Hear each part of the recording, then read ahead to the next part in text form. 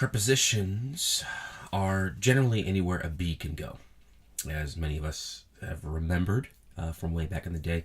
A preposition usually indicates the temporal, meaning time, so before, after, during prepositions. Spatial, meaning space, right? A bee goes, flies under, over, underneath, through, around, by.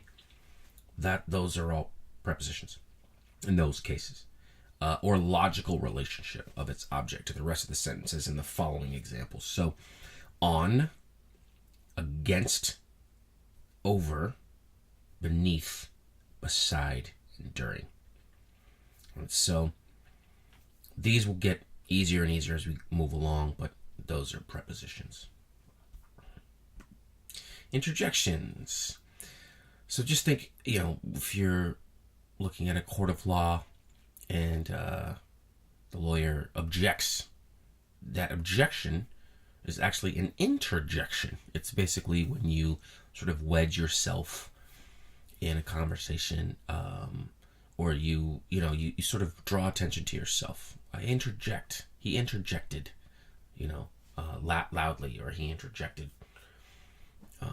It sort of implies that you're sort of interrupting the natural flow, and it's sort of may draw attention to oneself, the speaker or the writer, the communicator. So words that fill pauses can be interjections. These often occur at the beginning of sentences. So if you say which I say sometimes on these videos, and then all of those are interjections. Word or phrase that expresses emotion that can precede an exclamation point. Whew. Hi, bye, goodbye, excuse me, sorry, no thank you, oh dear, hey, that's mine, shh, gah, wowie. All interjections. And notice that you can put exclamation marks at the end of that word or those groups of words, or that group of words. All interjections. And they're used as interjections in these cases, obviously. So, dictionaries. I want to go over dictionaries. Online dictionaries are awesome. I love the internet for many reasons. Case in point, right?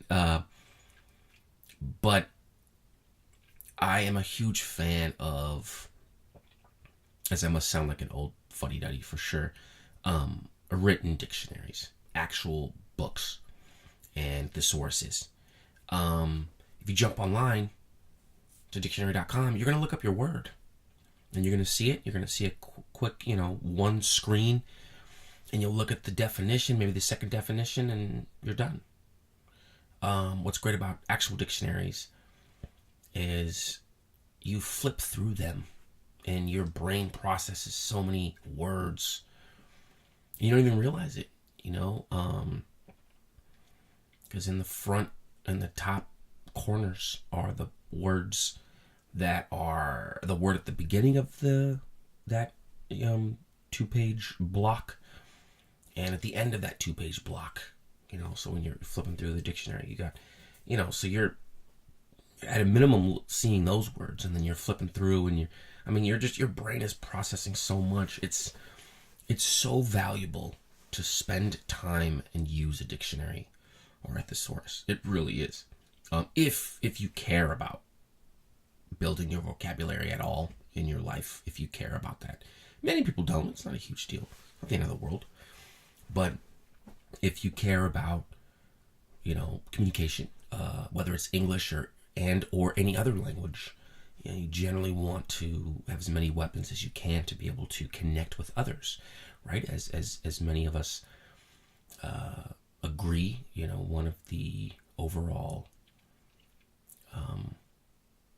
points and raison d'etres of life is relationships. Relationship obviously with yourself, but obviously with others. That's huge. So, not to get too hokey, but communication is really important. And so the more weapons that you have to communicate with others, I think is extremely valuable just in general as you move through life.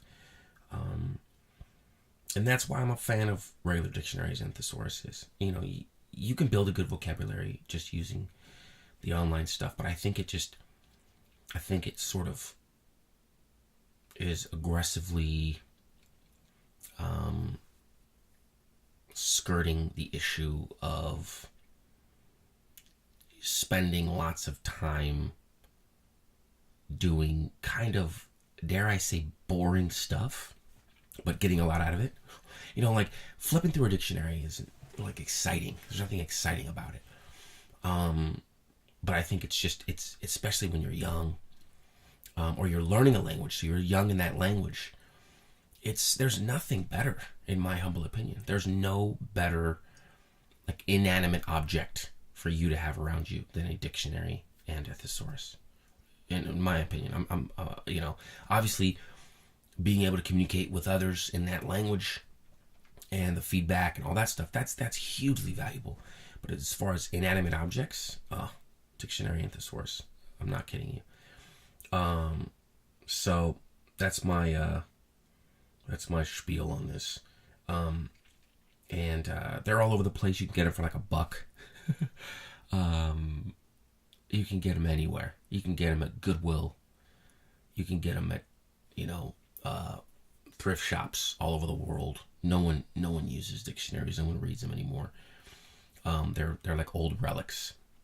They were thrown away with the encyclopedias. But I want you to bring them back. I'm trying to bring them back. Especially if you care about language, and especially if you really want to learn a language like English, I highly recommend a written dictionary, or more than one, and a written thesaurus. So thank you very much.